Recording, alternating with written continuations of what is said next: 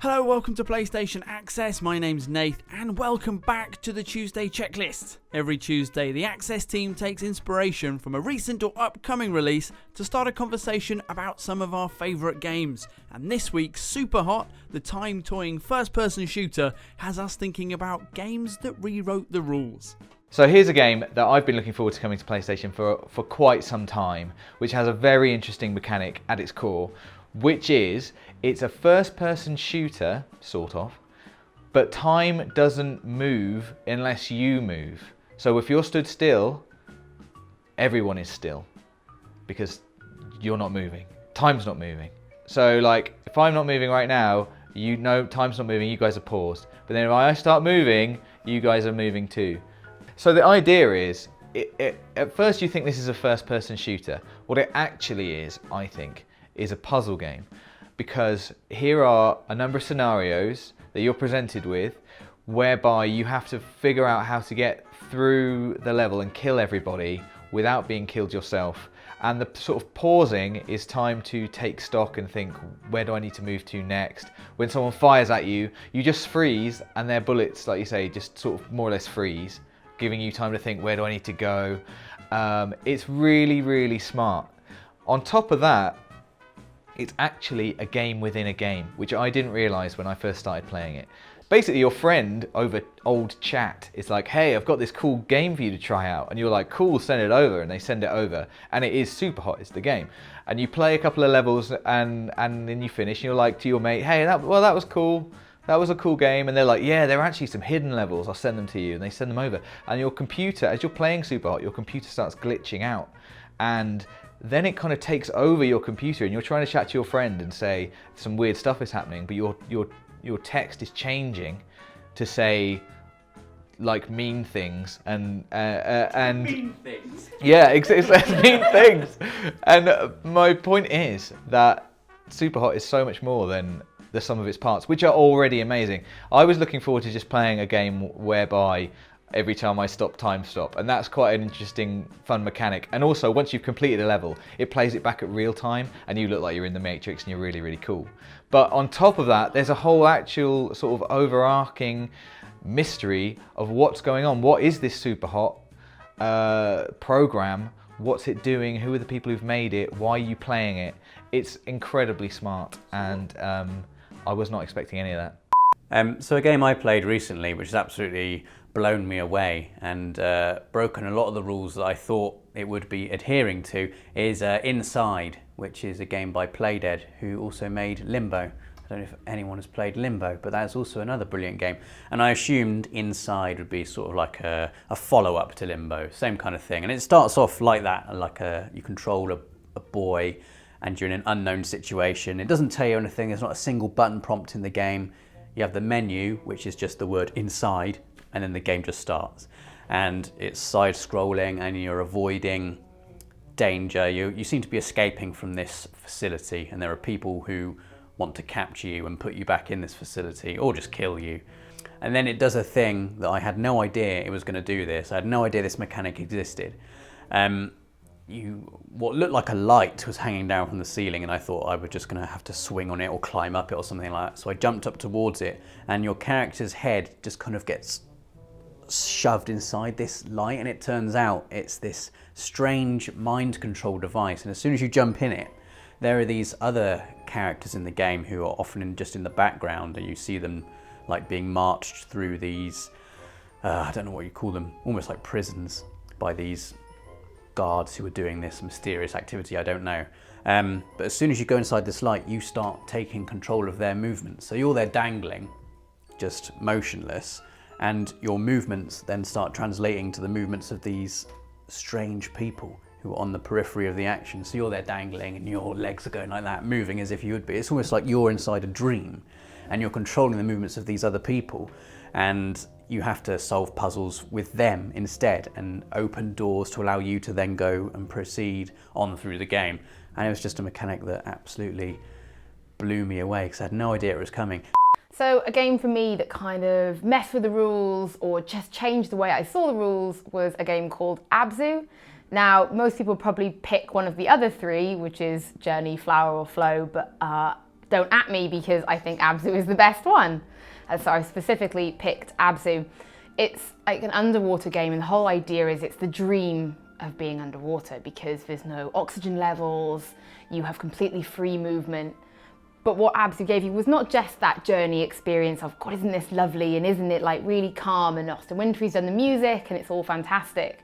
But it had like a meditation mode. It took like that journey vibe of, I feel so zen, so relaxed, but like took it to this like nth degree where you could like find these special spots in the game and literally press the meditation button. And you would just sort of sit down and you just cross your legs and it would just go into like first person. And you could just watch everything go by, and it would tell you all the correct names for all the sea life as well. It was really educational, wasn't it? It was really educational. A nature documentary. It was incredible. I obviously like to blow things up in video games. You know, I play a lot of pretty like Destiny, or I just, you know, play a lot of Final Fantasy. I like loads of action games, but now and again, games like this come up, and it's like having a balanced diet. Right. Like, no, it is. It's like going on a detox. So Destiny's like carbs. Destiny is sweet carbs and Final Fantasy is full fat Coke. And Abzu is tofu. Abzu is tofu. And like now and again. Like yoga and thinking about probiotic yogurt and stuff. Yeah, no, the good bacteria.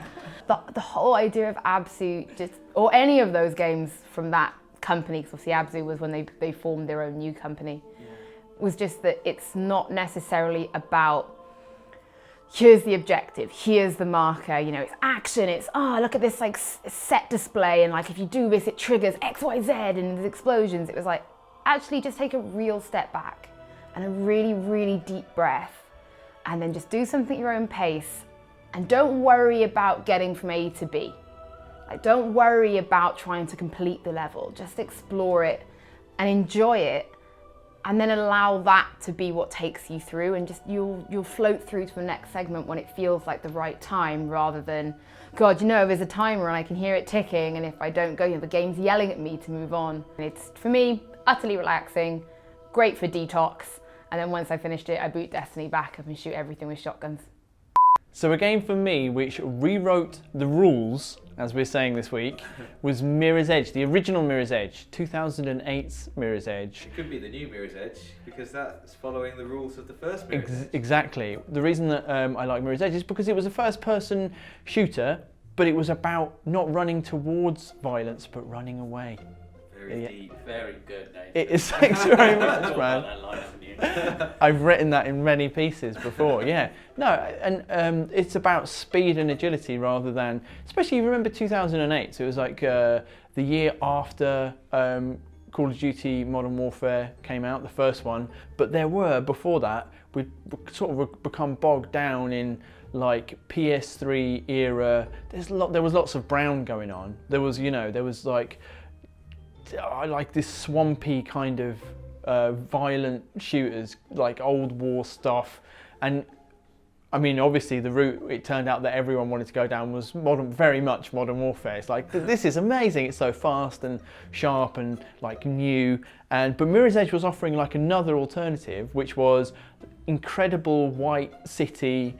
And instead of really being about like just lining stuff up in the crosshairs and shooting them, it was about this amazing kind of freeing feeling of momentum and like jumping through the air and being really agile. Slide underneath something, you get back up to speed again, and then when you got back to speed, like your breathing and the rhythm of your footsteps would be like, yeah. But it would punish you when you messed up. It used to make me so sad. Yeah. You know, if you like slid into something and lodged in my mind is the sound of like falling off a building. There was like this sense of falling for a while, and then just like it was like someone was breaking like 6 bones at once, just, and that was my knees. Yes. Another game I played that completely rewrote the rulebook. The rulebook specifically of, I'm playing a 2D side-scrolling platforming game, was Fez. And if you've not played Fez, you really need to play Fez. Again, another game I started not really knowing much about it. I just heard it was this great game and everyone had to play it. So I thought, oh, here it is, I'll play this. And it just seemed to me like a retro style, pixelated 2D side-scrolling platformer. And for the first 5 minutes or so, it is that. until your character gets a magic hat. Like Like a fez. Fez, he's a fez, yeah. Yes. A magic fez, like in Doctor Who. Fezes are cool. And he puts his fez on, and all of a sudden it's like this little 2D character has his mind blown wide open into a third dimension, and all of a sudden he's able to traverse in 3 dimensions. So your 2D world, you can spin it round so you can see it from the side, or yeah, like another perspective. You know, like, yeah, it's added the dimension, which allows you to reach areas that were previously inaccessible. So you could maybe have, it's hard to explain, isn't it, without actually having it in front of you. Luckily, people will be seeing. Yeah, there's footage of the game happening. Might be a platform that's out of your reach, but as soon as you flip it round, suddenly that platform is right next to you, so you can just stand on it. And then you flip it round again, and you're on that platform but higher up, so you're able to get to places that were previously inaccessible. What I used to like just imagining was how these little characters in their 2D world can't comprehend the 3D space, and how this is amazing. It also made me think, what if there's like 4 or 5 dimensions? We're sitting here in 3 dimensions and we're being played in a game, and all of a sudden we could see 4D space, and it would just expand our understanding of the universe. It'd be amazing.